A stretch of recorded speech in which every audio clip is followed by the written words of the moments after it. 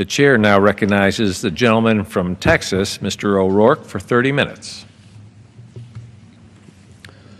Thank you, Mr. Speaker. To listen to some in this country, and certainly some of my colleagues, Mexico represents nothing more than a threat to the well-being, the safety of this country, and to every son and daughter in every community within the United States. It is also a threat, some will tell you, to our economy, to our financial well-being in our homes, in our cities, in our states. This vision of Mexico and our relationship with that country and where the two join at the U.S.-Mexico border is dominated by this kind of anxiety, this scaremongering, and an attitude of fear that neglects the truth, the facts, and the opportunities that our relationship with our closest partner on the world stage truly presents. It is my hope tonight to share with my colleagues the facts, the positive truth about what Mexico represents to all of us. Certainly in the communities along the U.S.-Mexico border, El Paso, Texas, the city that I have the honor of representing and serving in Congress, the state of Texas, where I'll be joined by colleagues who represent districts deeper into the interior of Texas, but really to everyone, everywhere in the United States. When I listen to some of my colleagues who can be forgiven, much like those in ancient history who, not having traveled to distant lands or across the oceans, could only envision monsters or frightening things that were going to come and get them should they venture past what they knew and what was safe and what was home to them. Those who do not know Mexico, who do not live on the U.S.-Mexico border, may understandably have their thoughts and their concerns dominated by this anxiety and fear. So it is my hope, as someone who lives in and represents part of the U.S. side of the U.S.-Mexico border, to shed some light using facts and using real people, real U.S. citizens, real Mexican citizens, and real people from El Paso and Ciudad Juarez, which together form the largest binational community in the Western Hemisphere and one of the largest binational communities anywhere in the world. When you hear people who are concerned about Mexico and what it represents to the United States, that fear is often dominated by two different areas. One is economic, and the other is fear about our security in this country. So let me lay some of those fears to rest. Let me address some of those concerns at face value using the facts and figures from the United States-Mexico relationship, and again from the district that I represent in El Paso, Texas. Let me start with some of the economic concerns and address them with the economic facts and the economic argument.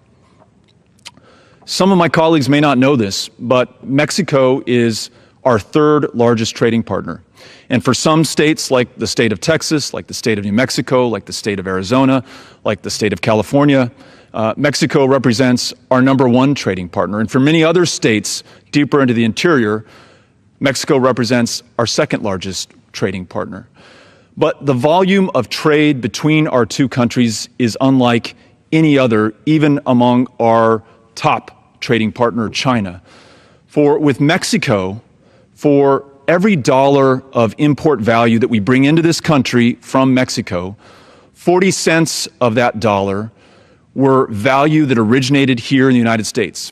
Components, manufactured goods that were built here in America by Americans, by U.S. citizens, that were exported to Mexico for final assembly and manufacture before reimportation into the United States. It's why with Mexico, when we export to Mexico, we win. When we import from Mexico, we win.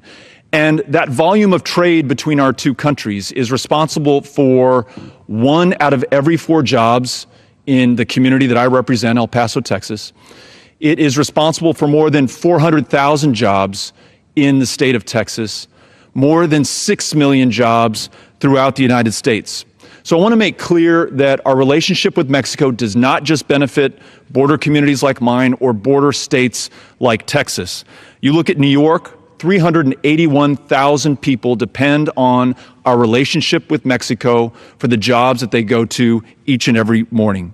In Ohio, the number is 224,000. In the state of Washington, 128,000. In fact, every single one of our 50 states has a significant trading and jobs-based dependent relationship with Mexico. Were we to jeopardize that with harmful rhetoric or wrong-headed policies, we would not just jeopardize this historic relationship with our partner to the south, we would jeopardize the very well-being and lifeblood for 6 million American families spread throughout this country. In fact, if we don't do a better job of facilitating the trade we have with Mexico right now, we run the risk of losing the jobs we already have. The Department of Commerce estimates that for every minute of delay on our international ports of entry that connect the United States and Mexico, because we're not getting more trade into the United States from Mexico and out of the United States into Mexico, we lose about $166 million. For every minute of delay, $166 million lost to the United States economy. Now, let me talk about the security argument. And I just heard from my colleague from Iowa that Mexico and Mexican immigrants, whether they are undocumented, whether they are pursuing a better life in this country, whether they are, as almost all of them are, net contributors to our economy, to our community, to the safety of our cities, that somehow they represent this terrible threat, the primary threat for our country, and the sky and everything with it is falling should we not be able to deport these 11 million undocumented immigrants from communities like Washington, D.C., from El Paso, Texas, from Fort Worth, from throughout the United States. I'd like to share something with my colleagues and with you, Mr. Speaker, about the effect that immigrants have on the safety of our communities. As I mentioned, I represent El Paso, Texas, which with Ciudad Juarez forms one half of the largest binational community anywhere in the world. 24% of the people that I represent were born in another country, most of them the country of Mexico. And I will tell you that it is not in spite of that fact that we have so many migrants in our community, but in large part because of it, that El Paso is this country's safest city, over 500,000. So of all the large cities in this country, from Los Angeles on the west coast to New York on the east, El Paso is this country's safest city. And it has been not just in the past year, but for years before this last one. And for the last 10 or 15 years, it's been rated one of the top 5 safest cities in the United States. And that is because the relationship that we have with Mexico, the migrants who come from that country are coming to this one to build a better life for themselves, certainly, but more importantly, and connected to our relative safety, they're building a better life for their kids. They're keeping them focused on their studies, on contributing to their communities, on staying out of trouble, on getting ahead and doing better. That's what I want you to know when we talk about security connected to immigration and when we talk about security relative to Mexico. I also want my colleagues who themselves are taxpayers and the taxpayers they represent to know that today we spend $18 billion a year to secure the U.S.-Mexico border. That in the last 10 years, we have doubled the size of the Border Patrol force from 10,000 agents to 20,000 agents. And that we are reaching, if we are not already past, a point of diminishing returns where we can do no more good by spending more dollars, by adding more agents to already swollen ranks of Border Patrol. Let me give you some facts that bear that out. In the year 2000, we had 1.6 million apprehensions at our border with Mexico. This last year, in 2015, we had 330,000 apprehensions. Another way to look at this is that in 2005, the average Border Patrol agent on the southern border, our border with Mexico, made 106 apprehensions a year. in that year, 2005. 10 years later, 2015, last year, the average agent made 17 apprehensions the entire year. And in the El Paso sector, again, one of the most critical sectors for our connection with Mexico, the average agent made 6 apprehensions all year. Not in a week, not in a month, but 6 apprehensions for the entire year. So El Paso is the safest city. Other border cities on our side of the U.S.-Mexico border are much safer than the interior of the United States. We're spending record sums. We're seeing record low levels of apprehensions. We're literally seeing less than zero migration from Mexico now, and we have been for a number of years. It begs the question when I hear my colleagues talk about securing the border before we proceed with immigration reform or any other sensible, realistic, logical policy when it comes to immigration or a relationship with Mexico. It begs the question when they ask that we secure the border, how much more secure can we get? How many more billions of dollars do you want to spend? How many more miles of walls do you want to construct? How many more thousands of agents do you want to hire? How many fewer apprehensions could we have? How far below zero can our immigration from Mexico reach? The last point on the security issue that I want to stress for my colleagues is this one. Despite the rhetoric, despite the anxiety, despite the fear that is often provoked on cable TV or even in this chamber, there has never been, nor is there now, any credible terrorist organization, terrorist threat, or terrorist who is using the southern border, our border with Mexico, to infiltrate the United States. And I have that on public record from the director of the FBI, the director for the National Counterterrorism Center, and the Secretary for Homeland Security. The danger of continuing to surge more resources where we don't have a problem is that we take our eye and our money and our men and women off those places where we know we've had threats in the past, our international airports. In fact, even our northern border with Canada, where attempts have been made in the past, and certainly with homegrown, home-radicalized terrorists or potential terrorists in our communities. That's where we know we have a threat. That's where we need to pursue that threat. It doesn't mean that we do not remain vigilant against the potential for a terrorist threat coming along our border with Mexico. But I would argue with 20,000 agents, $18 billion being spent a year, drones flying overhead, 600 miles of wall, we are very vigilant against the potential of any terrorist incursion from Mexico. And before I yield to my good friend from Dallas-Fort Worth, I want to talk a little bit about the people who actually live in this binational community that I've been talking about, El Paso and Ciudad Juarez, where between the two communities last year, there were 32 million crossings, 32 million times someone crossed from El Paso into Ciudad Juarez or Juarez into El Paso. I thought I would share with you through these pictures to my right some of the remarkable people that I live with in the El Paso Juarez community, some of the amazing people that I represent. The first person that we're looking at is Armando.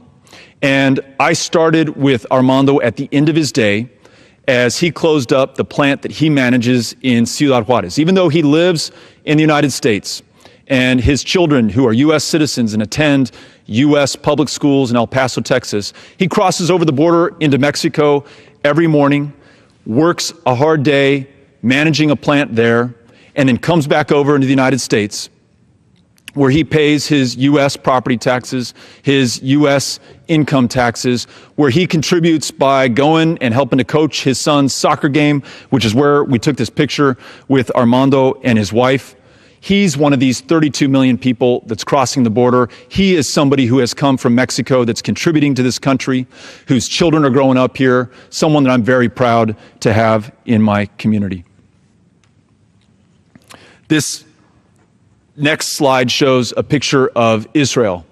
And Israel lives in Ciudad Juarez, but attends school at the University of Texas in El Paso. And in its infinite wisdom, the state of Texas granted in-state tuition coverage for citizens of Mexico to attend schools in our communities in the state of Texas, because we know that Texas will be the net beneficiary of their talent and their human capital. So Israel gets up very early every morning, sometimes before 5 o'clock, so that he can make it over the International Bridge in time to get to the University of Texas at El Paso, where he's an all-star student and also works at the Keck Lab, which is one of the premier additive manufacturing facilities at any academic institution in the United States. These are 3D printing jobs that are the future of manufacturing technology. And if we do right by Israel, Israel is going to want to spend his life and his career and add value and add tax base and add tax income and create jobs in our country, in the community that I represent. That's why I crossed the bridge with Israel, to learn a little bit about him and his experience. This slide shows a picture of Vicky, who I joined in downtown Ciudad Juarez. She's walking up Avenida Juarez, another block or two, and we will pass the Kentucky Club, which I want everyone to know we did not go into. It was before 5 o'clock. But Vicky, who is a Mexican national, is carrying her shopping bags because at least once a month she comes over to the United States, to my community, to spend her hard-earned money in our local retail establishments, in our stores, to do the shopping for her and her family. In fact, Mexican nationals like Vicky spend about $1.4 billion in the El Paso economy annually. That supports tens of thousands of retail jobs, of small business owners who I represent here in the House. This is the face of the border, the face of Mexico, the face of our connection. This was Vicky, with whom I crossed the border a couple of weeks ago.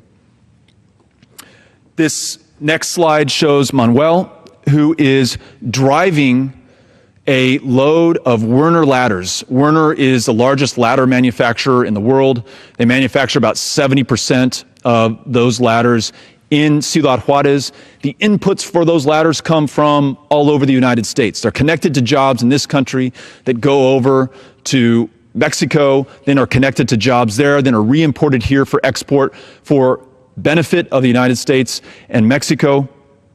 Here he is crossing his load, his part of the $90 billion in U.S.-Mexico trade that crosses our ports of entry, that's connected to those 6 million jobs spread throughout the United States.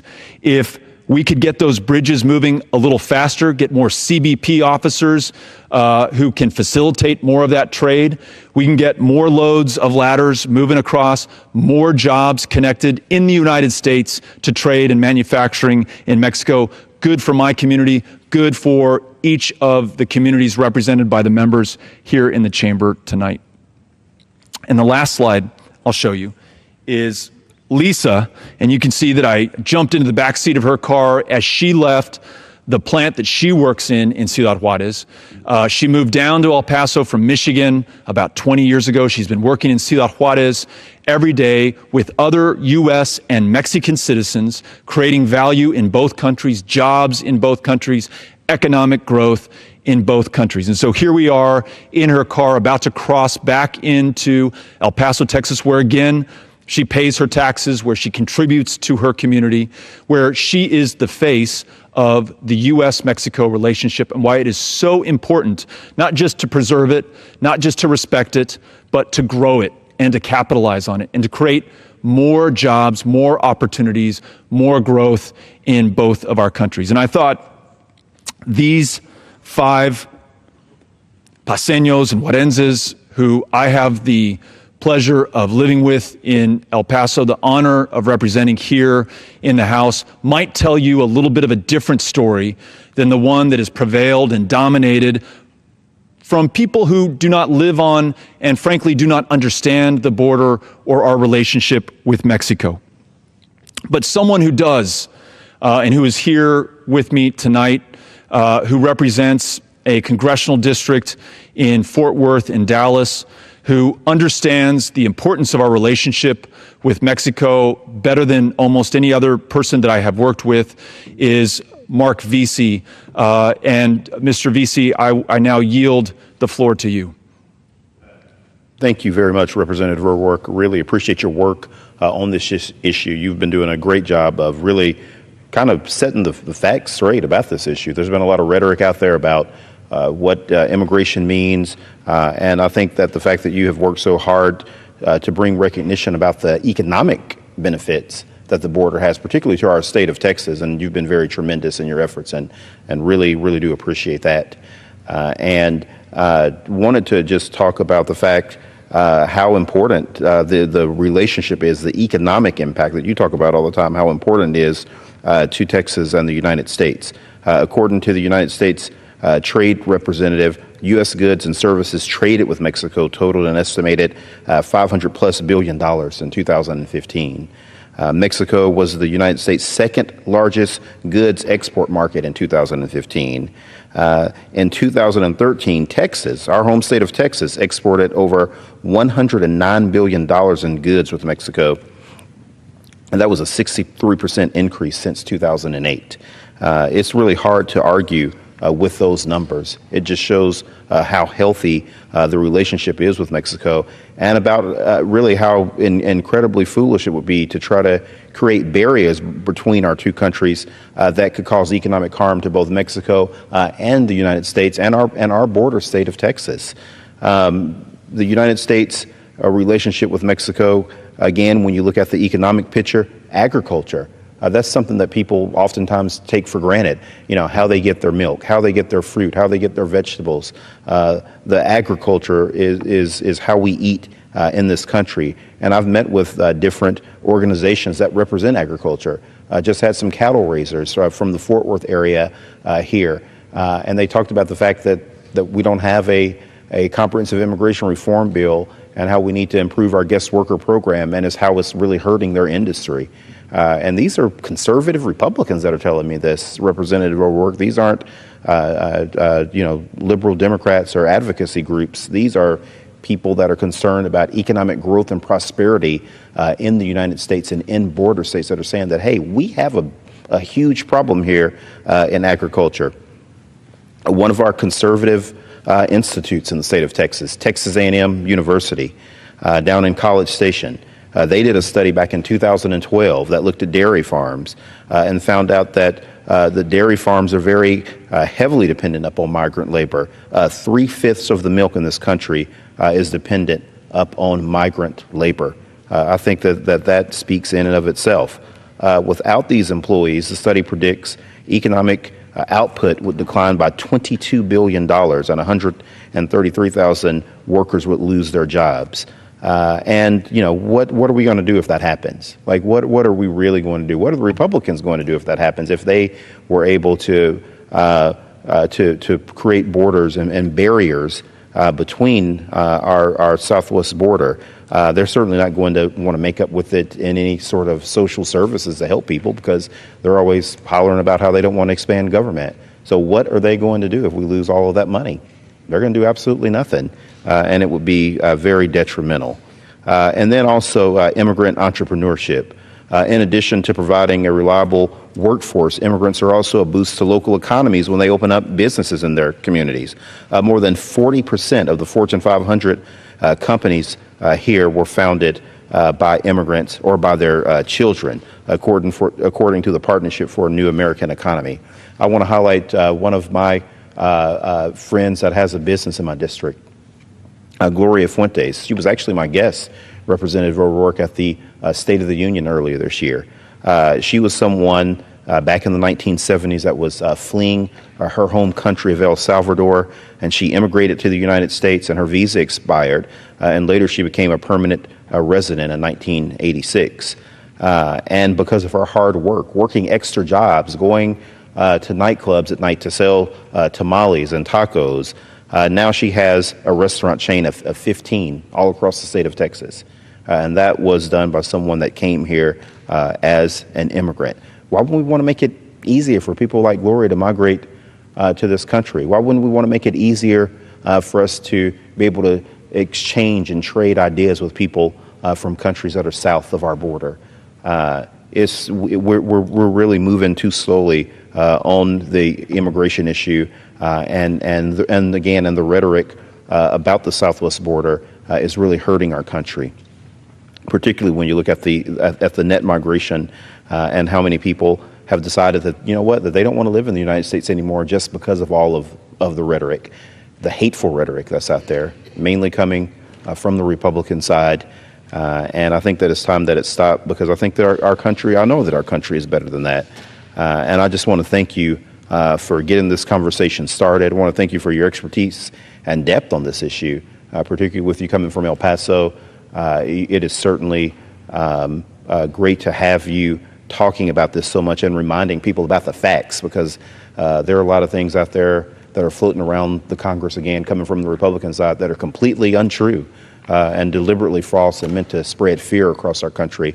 But the fact that you're here and you're educating the country on this very important issue means a lot to our state and to the United States. So thank you very much, Representative O'Rourke, and thank you for letting me share this time with you. I yield back. I thank my friend from Texas, and I thank him amidst all this heat in the rhetoric around Mexico, our relationship with that country, the cost or benefit of immigration, that he's able to shed some light using the facts, sharing the truth, so that we understand our shared interdependence, shared benefit, and the value of the relationship between the United States and Mexico. Mr. Speaker, may I ask how much time remains? The gentleman has about 3 minutes. Thank you, Mr. Speaker. I invite my colleagues who have used the excuse, because they believe it, that we must first secure the border before we can do anything else, before we can improve our relationship with Mexico, before we can capitalize on the shared production platform that is the United States and Mexico today, where 40% of the value of everything that we import from Mexico originated in this country, is connected to jobs in this country. I invite my friends who use securing the border as an excuse not to move forward on immigration reform, despite the fact that we have 11 million people here who are living in the shadows, who despite that do their best to contribute to this country each and every day, in service to this country, in creating jobs in this country, in serving those in this country. I invite you to see the truth, to look at the facts, and to understand that our relationship with Mexico has never been more important. Our border with Mexico has never been more secure by any metric we want to look at, whether it's apprehensions, whether it's total spent on the security of that border, whether it's the number of men and women, 20,000 who are patrolling that border with our closest partner, certainly the closest trading partner in the state of Texas. I would argue the most important country for the United States, whether you look at it economically, demographically, historically, or culturally. I hope these facts, this truth, this light that we are working to shed on the issue will help my colleagues to make better decisions, better policies, and move forward in the self-interest of this country and every district and every person that we represent, to do the right thing when it comes to Mexico, to do the right thing when it comes to immigration reform, and to do the right thing in the interests of the United States. And with that, Mr. Speaker, I yield back.